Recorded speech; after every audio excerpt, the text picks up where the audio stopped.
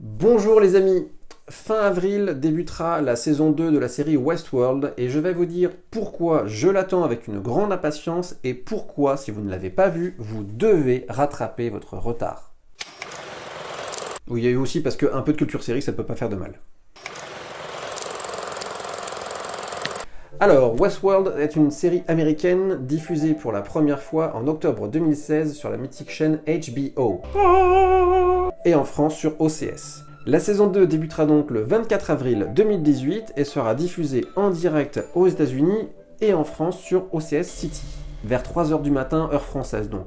Je suis pas convaincu que ce soit très utile.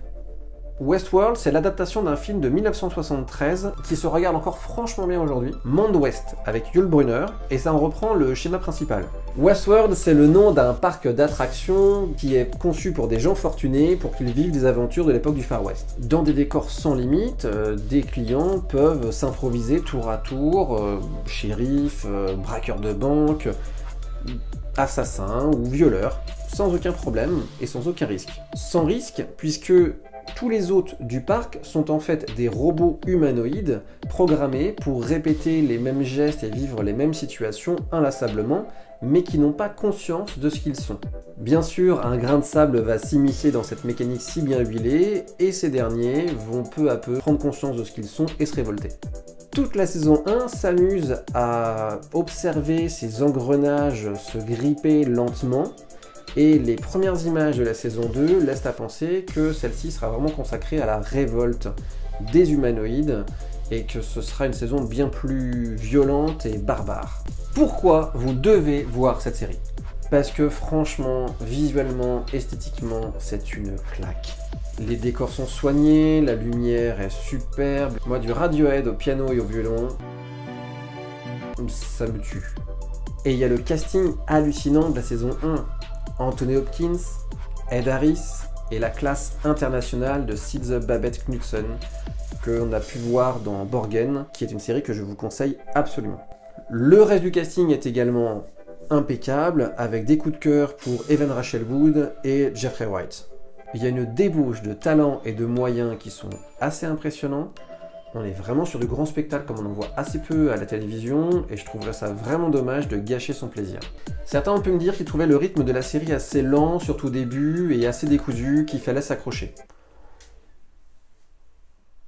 Oui. Oui, clairement, il faut accepter au début de pas tout comprendre et de se dire qu'on va raccrocher les wagons plus tard. Il faut se laisser emporter.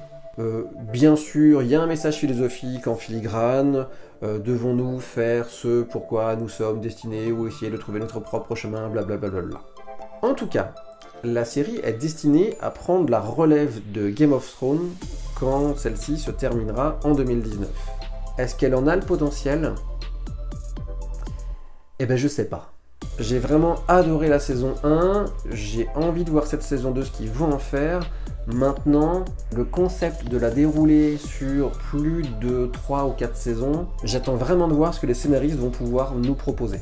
J'ai d'ailleurs adoré justement dans la saison 1 la façon que les scénaristes ont eu de nous surprendre par quelques twists, dont je ne dirai rien, qui ont complètement marché sur moi, et je surkiffe quand une série réussit à me faire croire qu'elle m'emmène quelque part, alors qu'en fait, elle m'a transporté complètement ailleurs.